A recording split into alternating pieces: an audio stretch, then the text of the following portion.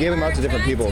Madison has some. If you want some. Do you want to hand me some of those? I can pass them out. I think this is a terrible idea. It's terrible for okay, if you want to, yeah, I'm going to record if you want to give them. Cuts happen, and as tuition increases, more students are upset, and more of them are going to want to protest. President Hirschman knows that, Chancellor Reed knows that, and so they're using these silly student codes of conduct to suppress our First Amendment rights. So I think today we need to discuss how we can approach the student code of conduct, what we're going to do about it, how we can bring students out to protest without fear of getting arrested or suspended or having something reflect negatively on their transcripts. And that's the idea of public education, right? Like, we all get to have a say in what goes on, and they're trying to take that away from us so that they can turn this into a corporate university, and I'm not okay with that. That's all. So, here? You want to have stack? Open stack? I'm here!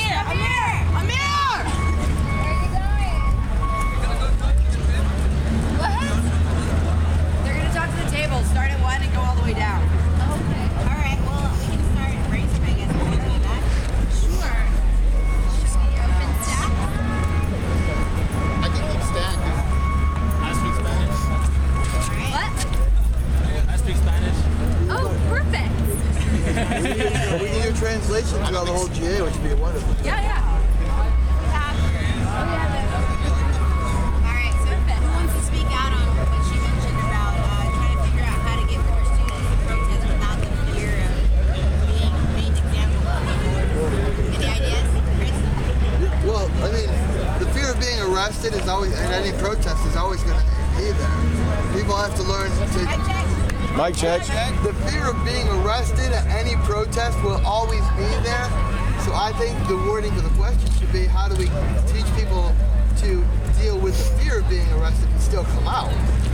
Because it's gonna, I mean, in order to get change, if you try and take power with people with power, people are gonna get arrested. It's just gonna happen. So we should talk about teaching people what happens when they get arrested, so we can educate them that way, so they don't have. I know when we had our first or our second raid in Occupy San Diego, you had 51 people arrested, and you had, to one lawyer alone, you had 148 collect calls. I mean, that was just one lawyer. So the people that were sitting in the holding cell just kept calling, collect, and try to find stuff out. To teach them, if you know not to be afraid when you're in there, the fear is a lot less going into the situation. Like, I've been arrested twice now, and I mean, I've been arrested a lot of times in my life. I know what it's like to be arrested. So it doesn't even bother me to go to a protest where I might get arrested, because being arrested is not a scary process, where to normal people, being arrested is scary. We're told all the time, being arrested is scary. We're told by all the lawyers, all the bail people, stop the scary incident of being arrested. So we should talk about how to make it so people are not afraid of being arrested, and they'll come out after that because they're upset. Okay, I've got you, Lisa. Okay, coming from the very demographic we're trying to speak to, like a college student who has a slight fear of being arrested for stupid reasons, I personally feel like I would be a lot more comfortable with putting up that risk if, like, just like Chris said, I understand the process of what happens when I am incarcerated, exactly what it takes to get out, and how it will affect my life in the future. Because I strongly believe in this movement, and I will get arrested for it if need be, but I would feel a lot more comfortable knowing the entire process beforehand. I think part of the education about it is, like, today is an example, is like responding in solidarity with somebody who was arrested and was persecuted, especially through the school courts, because that adds another element, is that we, like you mentioned, this kind of could possibly screw things up for, like, applying to a PhD, and that's, of course, like, in like sociology, you know, it's something that it's absolutely contradictory to not practice what you preach, you know, in that way. So I guess it's a lot of it, I think, just has to do with standing strong with the people who do get in trouble for these things, and just sticking to what we know is the truth, which is we have a right to protest, and nobody can, you know,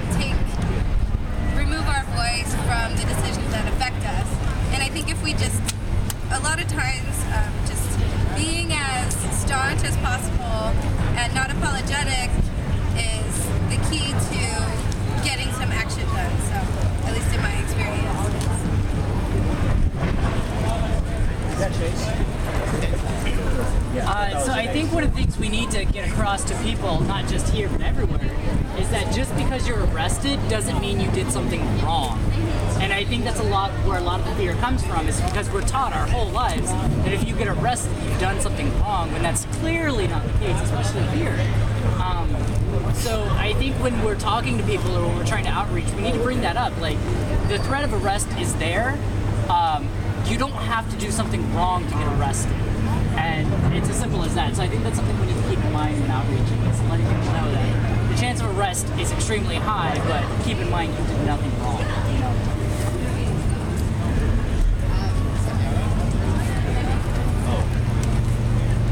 Well, I am a firm believer in that things take time, and it's all a gradual process. Mic check, yeah. We are all on different levels in terms of bravery and political activism. And to get somebody from the outside to go in a situation that's, in a fearful situation, you have to teach them that they are powerful people and their voice matters. And to do that, you include them in your discussions, you include them in the process as much as possible in safe situations, so that they know that their voice has power and can affect positive change in the world, so that when they get to a point where a dangerous potential in their mind that might be dangerous, they know, Mic check. Maybe if the speaker steps up, maybe we can hear him a little bit better. That's not going to change it. Because we are having a hard time hearing. Not just you, Solana, but a lot of people who are sitting down, it's hard to hear right now. So maybe if you stand up. Just that last part, I think. Yeah. I'm just saying that it's a gradual process in terms of involving a person who doesn't necessarily have that much experience with activism and activist things. And what you can do is you can include them as much as possible, keep things horizontal so that their voice matters just as much as the people who have been there for years, so that they can see that they are a powerful person. And that's where I think we all draw our bravery. And, you're not going to sacrifice yourself potentially unless you know that what you're doing here matters. So show them that what we do here is meaningful, and include them as much as possible.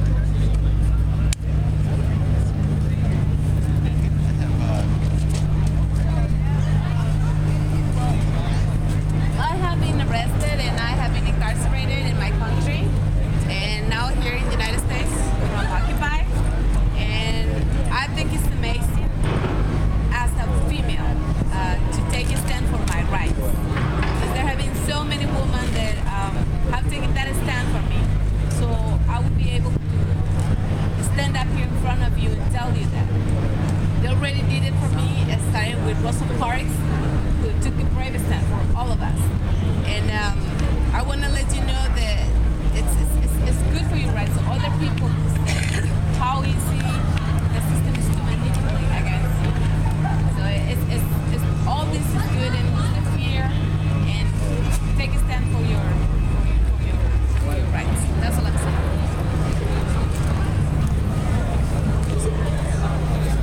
Okay, I'll put myself on. My name's Bo, and I just wanted to reiterate what what's your name? John. John. Okay. Oh, okay. Okay. Sorry, John. What John said. Just because you get arrested doesn't mean you've been doing anything wrong. In fact, something that I've learned through experience with the Occupy movement is that, in fact, if you're charged with something like assaulting an officer or something like that, most likely it means you got beat up. And that's just their excuse for why they beat you up. In the case of Ashley, my fellow graduate student here, I think it's completely absurd that she was arrested for resisting arrest, when in fact her actual crime was resisting the fee hikes. That's the reason that they put her in jail over the weekend, is because because they don't want people speaking out. They want us to, to keep paying more for less, and they want us to shut up and be happy about it. And we're not going to do that. So.